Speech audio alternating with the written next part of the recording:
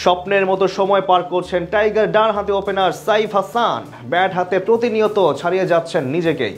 এবার তার কাছে আসতে যাচ্ছে আরও বড় সুযোগ। টি-20 ফরম্যাটে সেরাদের কাতারে আসতে পারেন এই ক্রিকেটার। প্রথম বাংলাদেশি ব্যাটার হিসেবে তৈরি করতে পারেন নতুন ইতিহাস। সাইফের সামনে থাকা সেই সুযোগ ও সম্ভাবনা নিয়েই বাকিটা জানবো রিপোর্টে। বর্তমানে বৈশ্বিক ক্রিকেটে যেই কয়জন বিশ্ব তারকাকে নিয়ে আলোচনা হচ্ছে তাদের মধ্যে অন্যতম বড় নাম সাইফ হাসান। এশিয়া কাপে দুর্দান্ত পারফরমেন্স করে সবার নজরে আসেন তিনি। এরপর থেকে ব্যাট হাতে রীতিমতো স্বপ্নের মতো সময় পার করছেন ডানহাতি এই তারকা ব্যাটার, যার সুবাদে এবার বড় সুযোগ আসতে যাচ্ছে তার সামনে। আসন্ন ক্যারিবীয় সিরিজে নিজের সেই ধারাবাহিকতা বজায় রাখতে পারলেই নতুন ইতিহাস গড়তে পারেন সাইফ হাসান। দীর্ঘ প্রায় 3 বছর পর জাতীয় দলে প্রত্যাবর্তন করে নিজের শৈল্পিক ব্যাটিং পারদর্শিতা দেখিয়ে সবার মন জয় করে নিয়েছেন তিনি। বিশেষ করে সাইফের ব্যাটিং পাওয়ার, নিখুঁত টাইমিং এর সঙ্গে সলিড অ্যাপ্রোচ সকলের নজর কেড়েছে আলাদাভাবে। সদ্য সমাপ্ত এশিয়া কাপ ও আফগানিস্তান সিরিজে ব্যাট হাতে দুটি ছড়িয়েছেন সাইফ।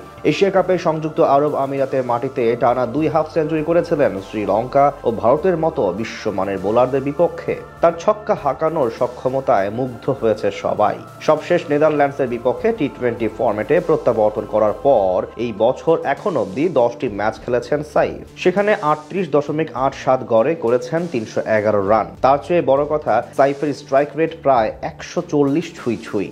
এমন ব্যাটিং সামর্থ্য দেখিয়ে এরই মাঝে আলোচনা সৃষ্টি করেছেন বিশ্ব মহলে। বর্তমানে আইসিসি টি-20 র্যাঙ্কিংয়ে ব্যাটারদের মধ্যে 18 নম্বর অবস্থানে আছেন সাইফ। তার রেটিং পয়েন্ট 621, অর্থাৎ শেষ কয়েক ম্যাচ ভালো করার সুবাদে এমন উন্নতি হয়েছিল তার। তবে তার কাছে এখন আরো বড় সুযোগ আসতে পারে। র্যাঙ্কিংয়ের টেবিলে দেখা যায় 8 নম্বর থেকে 18 পর্যন্ত সব ব্যাটারদের রেটিং পয়েন্ট 700-র নিচে। 8-এ থাকা সূর্যকুমার যাদবের সঙ্গে সাইফের ব্যবধান মাত্র 77। চলতি সপ্তাহে ঘরের মাঠে 3 ম্যাচে টি-20 সিরিজ খেলবে বাংলাদেশ দল।